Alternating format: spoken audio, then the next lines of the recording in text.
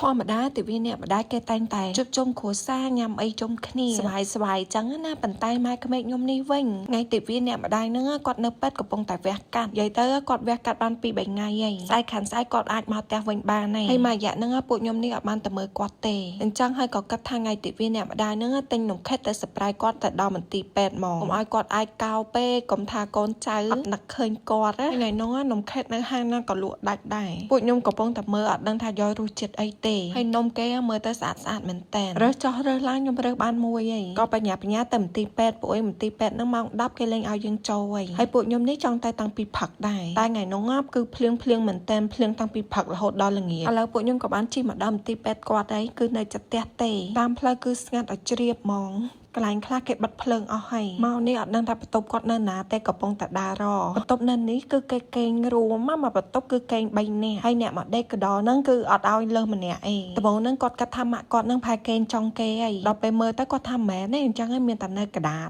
ថ្ងៃដែលពួកខ្ញុំមកនេះគឺគាត់វះកាត់បាន3ថ្ងៃហើយអញ្ចឹងហើយមិនថាពីសេរ៉ូមសល់ឬក៏អុកស៊ីសែនអីទេគាត់បានដកចេញអស់ហើយម៉ាក់គាត់គ្រាន់តែឃើញកូនមកភ្លាមហ្នឹងនិយាយពីថាឡើងសប្បាយចិត្តគាត់ឃើញពួកខ្ញុំកាត់នំមកអញ្ចឹងហើយក៏ហៅពួកខ្ញុំទៅក្រៅទៅដើម្បីញ៉ាំនំហ្នឹងហើយពួកខ្ញុំសួរគាត់ថាដើរបានដែរអីគាត់ថាអត់អីទេអាចដើរបានហើយពួកអីគេទៅយកដកអីអស់ហ៎អាចដើរបានធម្មតាគ្រាន់តែនៅមុខរបួសហ្នឹងគឺនៅឈឺយាយមួយថ្ងៃហើយចង់ដឹងថាម៉ាក់ក្មេកខ្ញុំហ្នឹងគាត់កើតអីបានដេកពេទ្យចឹងគឺគាត់មកវះកាត់ទៅបងប្អូននិយាយទៅគាត់មានដោះសាច់នៅកន្លែងសួតហើយសាច់ហ្នឹងគាត់ឃើញយូរហើយពេទ្យតាមដានមើលរហូតចឹងណាវាអត់មានធ្វើទុកអីគាត់ទេតែមួយរយៈក្រោយនេះគាត់ទៅពិនិត្យមើលគឺវាចាប់ផ្ដើមរីកធំអញ្ចឹងឲ្យពេទ្យឲ្យគាត់កាត់ចោលដើម្បីយកទៅពិនិត្យមើលថាសាច់នឹងកាចអត់មួយរយៈហ្នឹងឪក្មេកខ្ញុំគាត់កេងកំណរម៉ែក្មេកខ្ញុំឃើញពួកគាត់វះកាត់នេះហើយនិយាយទៅអត់មានព្រួយបារម្ភអីសោះដូចធម្មតាអញ្ចឹងណាបើការឪក្មេកខ្ញុំវិញម៉ែក្មេកខ្ញុំគាត់មកតែមួយផ្លែតទេយកបាយឲ្យគាត់អត់មានកេងកដោដូចឪក្មេកខ្ញុំមកកេងកដោគាត់ទេកន្លែងនេះម៉ែក្មេកខ្ញុំក៏អៀនឃើញគេដើរកាត់ទៅគាត់ថាមនុស្សច្រើនណាចាំតិចទៀតចាំថតនេះគឺជាកន្លែងញ៉ាំអីនៅពេទ្យហ្នឹងហ្មងហើយពេលដែលខ្ញុំកំពុងតែថតរូបហ្នឹងគេកំពុងតែប្រកាសឲ្យបងប្អូនញាតិមិត្តមកមើលអ្នកជំងឺហ្នឹងត្រូវទៅវិញហើយពួកឯងដល់ម៉ោងគេបិទលេងឲ្យចូលសួរសុខទុក្ខទៀតហើយនំដែលខ្ញុំទិញមកនេះគឺរសជាតិធីឡាមីស៊ូរសជាតិហ្នឹងម៉ែក្មេកខ្ញុំក៏ចូលចិត្តខ្ញុំក៏ចូលចិត្តមួយឈិញជាខលឺពួកខ្ញុំនេះនិយាយខ្សឹបឯខ្លាច់ពេទ្យគេមកស្ដីឲ្យពួកឯងដល់ម៉ោងគេសម្រាអីហើយសំណាងដែលគេអត់មកដេញចាញ់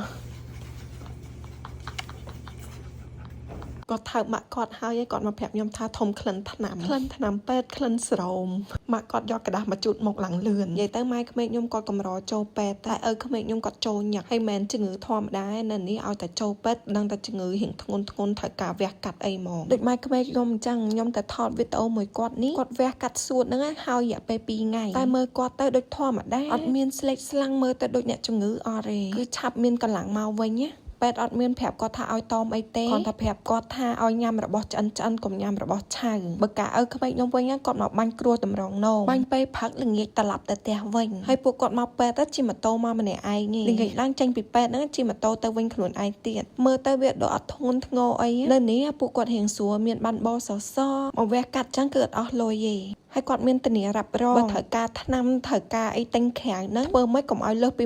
1500គឺខាធានារ៉ាប់រងរបស់គាត់ហ្នឹងជួយចេញឲ្យហើយនៅតៃវ៉ាន់នេះភាគច្រើនហ្មងកូនកើតមកព្រិចគឺទិញធានារ៉ាប់រងឲ្យកូនហ្មងដើម្បីការពារជំងឺដែលយើងមើលមិនឃើញមកសប្រាយគាត់ញ៉ាំនំខេតអស់មួយដុំហ្នឹងពួកខ្ញុំក៏ងំគ្នាត្រឡប់ទៅវិញពេទ្យឲ្យស្ងាត់ឲ្យជ្រាបហ្មង